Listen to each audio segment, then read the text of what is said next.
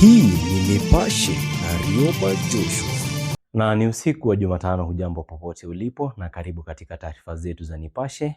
Mimi ni Rich Rioba. Ni mengi tuliyokuandalia, lakini kwanza tuanze na yaliyomo. Hiyo shida ya mafuta bado iko. Kuna uhaba wa mafuta kuzunguka kama petrol, na tujui nini inaendelea. I am sure by the end of today when you go to filling stations you will be able to get a supply of all the products. Vituo vya petroli vyasalia mahame kwa uhaba wa mafuta. Serikali ikisema mafuta yapo. Hata si lazima nirudi huko State House boys. Naweza nataka tu nisomee kwetu Makueni. Shule iko karibu. Mahali shosha naweza fika nione. Wanafunzi zaidi wasimulia kuacha masomo. Kitendawili cha mpito wa CBC kikikosa uteguzi. Mikwajos have been fair since this earth was created. During the independence struggle, our forefathers still underwent the said mikwajos. Mashirika ya haki nchini yakosoa matamshi ya Rais Samia Suluhu kuhusu kuandamwa kwa Gen Z. Anayesaidia kwa lugha ya ishara ni Njoki Shege. Karibu. Vituo vingi vya kuuza mafuta vimeendelea kusalia mahali pa uhaba wa petroli na dizeli, huku magari yakilazimika kutafuta vituo vichache vinavyouza mafuta, huku madereva wakilalamika mahangaiko ya kupata bidhaa hiyo muhimu. Kutoka Nairobi hadi Mombasa na Nyeri, uhaba huo umeripotiwa, kama anavyotuarifu Franklin Wala. Ndiyo hali halisi kwenye vituo kadhaa vya kuuza mafuta jijini Nairobi na maeneo tofauti nchini. Baadhi ya vituo hivyo vikisema havina mafuta ya kuuza kwa ukosefu wa bidhaa hiyo muhimu. Shughuli kama hizi zikiendelea vituoni. Darubini yetu kwenye vituo vya kuuza mafuta maeneo ya Westlands, barabara ya Mombasa, ile ya Thika, ya Kiambu na ya Waiyaki iliashiria bidhaa hiyo muhimu ilikosekana kwenye vituo vya mafuta kadhaa. Magari machache tu yakionekana kuweka mafuta hapa. Jana kwanza kutoka Elsilas tumetafuta mafuta tukapata, kabidi tumerudi kwanza. Sio kurudi leo ndo sasa tumekuja tumepata hapa mafuta. Sasa ndo tunaelekea kazi sasa. Hiyo shida ya mafuta bado iko. Kuna uhaba wa mafuta kuzunguka kama petrol, na tujui nini inaendelea. Especially kama kampuni unategemea petrol moja, labda mko na nini na hiyo petrol, inakuwa ni tatizo. In fact ile challenge kubwa sana tuko nayo ni upande wa diesel. Unaona diesel tunakunywa mingi juu ya masafa marefu. Hiyo delay tena petrol kureceive mafuta kutoka kwa pipeline inakuwa ni problem. Uhaba wa mafuta ulishuhudiwa vituo vingi nchini kuanzia Jumapili. Maeneo ya Nyeri, Nyamira, Mombasa na hata Narok kuna vituo vilivyosalia kufungwa kwa kukosa mafuta kabisa. Vituo vingi vimebaki kuwa kama sehemu za kuegeza mapikipiki na magari kwa sababu wamefunga. Hata hivyo serikali imeshikilia kuna mafuta ya kutosha nchini, lakini Wakenya wana taarifa tofauti. Waziri vile anasema akuje ground asikie vile mwananchi anasema, mwananchi wa kawaida anasema aje. Hakuna mafuta ya diesel. Unasukuka sana, hata gari zinakatia kwa barabara, unashindwa mafuta utaweka wapi, uko na mzigo mwenyewe. Utafanya nini na hakuna mafuta? Ni mwezi jana tu ambapo serikali ilitangaza kupanda kwa bei ya mafuta kutokana na msukosuko unaoendelea katika mataifa ya Ghuba. Franklin Wala, runinga ya Citizen. Huku haya yakijiri, waziri wa Kawi Opiyo Wandayi sasa anasema Kenya ina mafuta ya kutosha, akiwataka Wakenya kutokuwa na kiwewe kuhusu uhaba wa bidhaa hiyo muhimu nchini. Aidha, waziri wa biashara Lee Kinyanjui ametetea kupunguzwa kwa viwango vya ubora wa mafuta hayo, akisema hatua hiyo imechangiwa na kuvamiwa kwa madali ya mafuta nchini Iran na maeneo ya Ghuba, kama anavyotuarifu Emmanuel To. You may proceed to respond. Akizungumza alipofika bunge la seneti kujibu maswali kuhusu uhaba wa mafuta nchini, waziri wa kawi na petroli Opiyo Wandayi alisema changamoto hiyo ilisababishwa na hali ya usimamizi wa mafuta. The latest challenge that was experienced yesterday and part of today was occasioned by a technical and administrative hitch, which we have since resolved. That hitch curtailed the normal uptake of fuel by some of our oil marketing companies. Wandayi ambaye hakufafanua zaidi sababu hiyo, akisema tatizo hilo lilikuwa limetatuliwa tayari. We have got adequate fuel supplies in the country. I am sure by the end of today, when you go to the filling stations, you will be able to get a supply of all the products of petroleum. And we have got no doubt as government that even in the worst case scenario, this country is not going to suffer any fuel shortage. I just want to appeal to Kenyans to be patient and to bear with us as we address some of these small hitches. Wandai pia kibanwa kuhusu mpango wa serikali wa kujenga kiwanda cha kusafisha mafuta kule Tanga, Tanzania, ilhali kuna kiwanda sawia Mombasa. A refinery in Changamwe, due to the economics, was found not to make business sense. Petroleum economists tell us that you need some 300,000, 500,000 barrels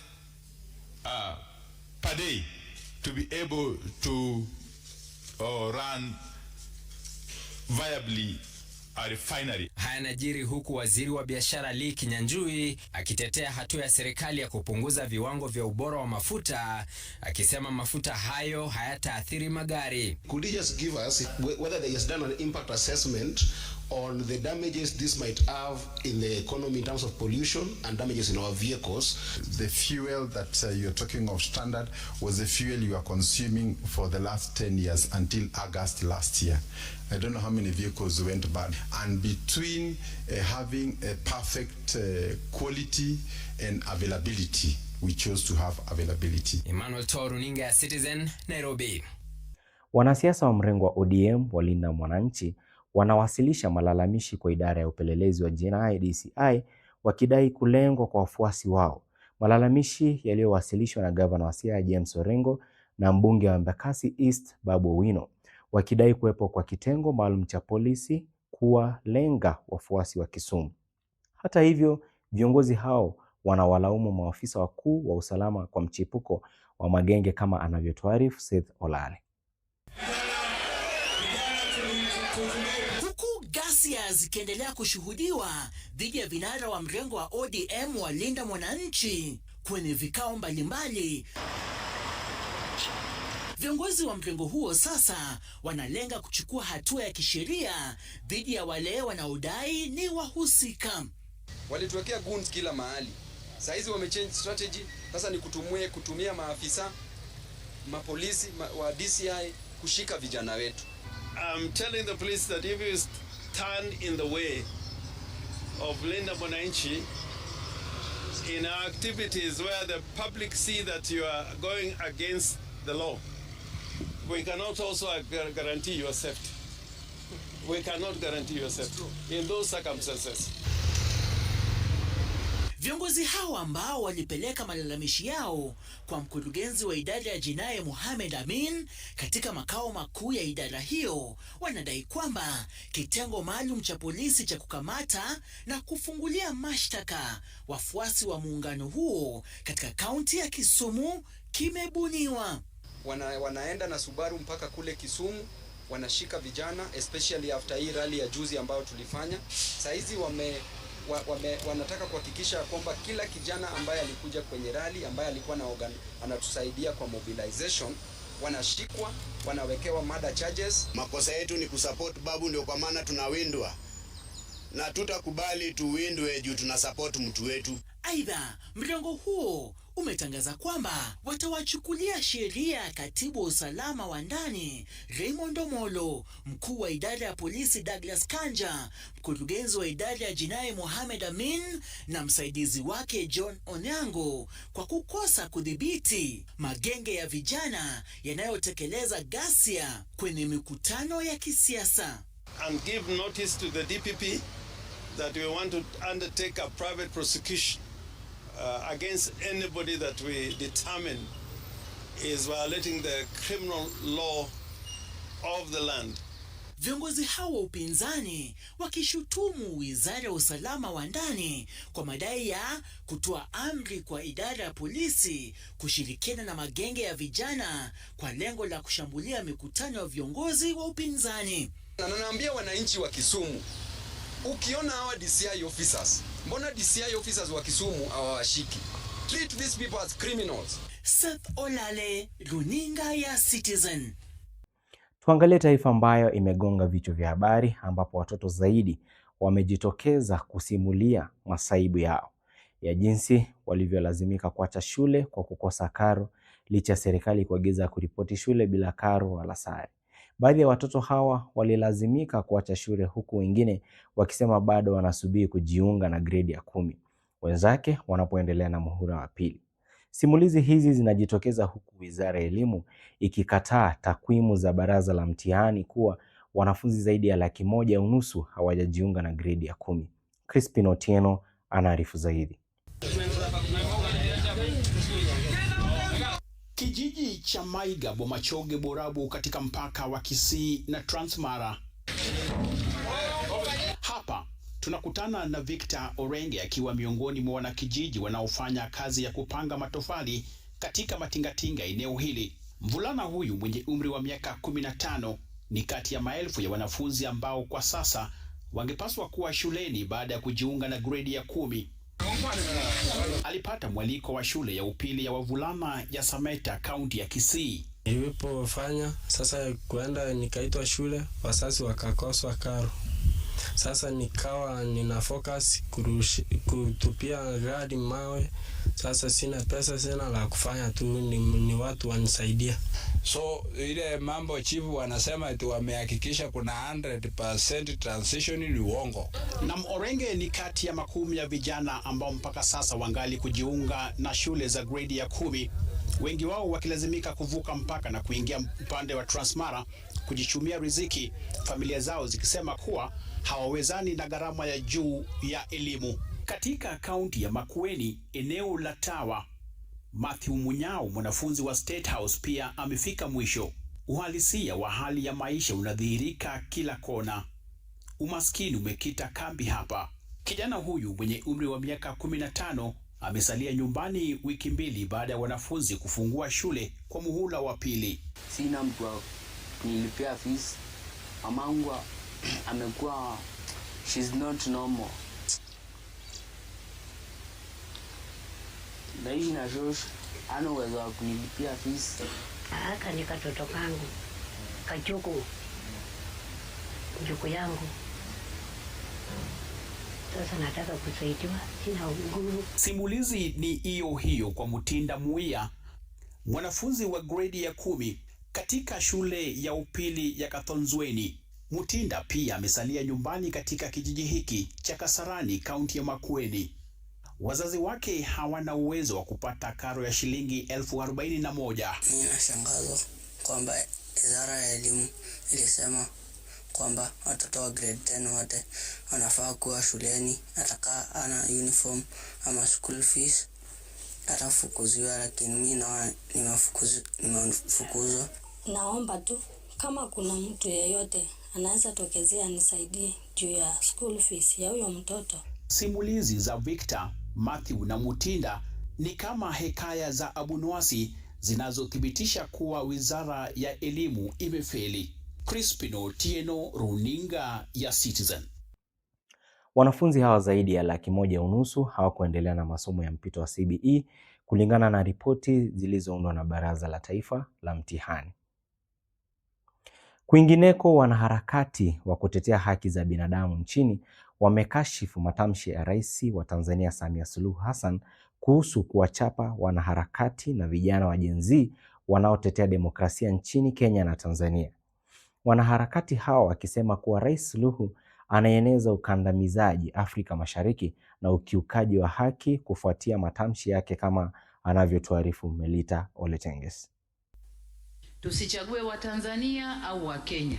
Wakija kwangu na chapa mikwaju, wakija kwako chapa mikwaju, ili wakae sawa. Ni matamshi ambayo yamewakera wanaharakati wa kutetea haki za binadamu. Hatutatuzuia sisi wananchi. Shutuma zikizidi kwa Rais wa Tanzania Samia Suluhu Hassan kwa kueneza fikra wanazosema zimepitwa na wakati. We are not threatened by your calls for transnational violence and brutal repression. your appeal for the suspension of rule of law in East Africa. Hearing open talk of torture and killings as the way to instill discipline shows that the stage is being set for more state violence ahead of the June 25th anniversary and the 2027 election.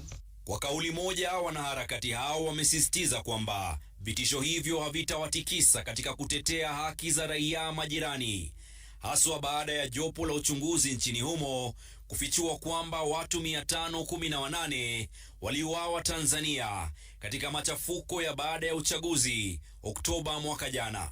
We will continue to stand in active solidarity with our fellow Africans being repressed in their own land across all borders, and for this we do not need anyone's permission.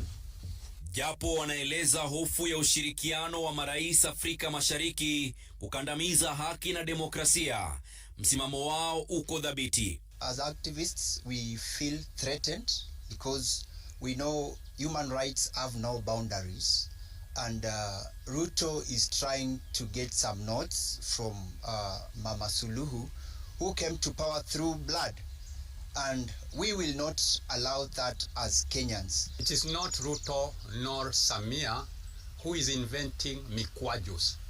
Mikwajos have been there since this earth was created. During the independence struggle, our forefathers still underwent the said mikwajos. Kauli za wanaharakati dhidi ya matamshi ya Rais Samia zikiashiria uhalisia wa mwenye kovu usidhani kapoa. Ahoy, comrades, ahoy! Ahoy!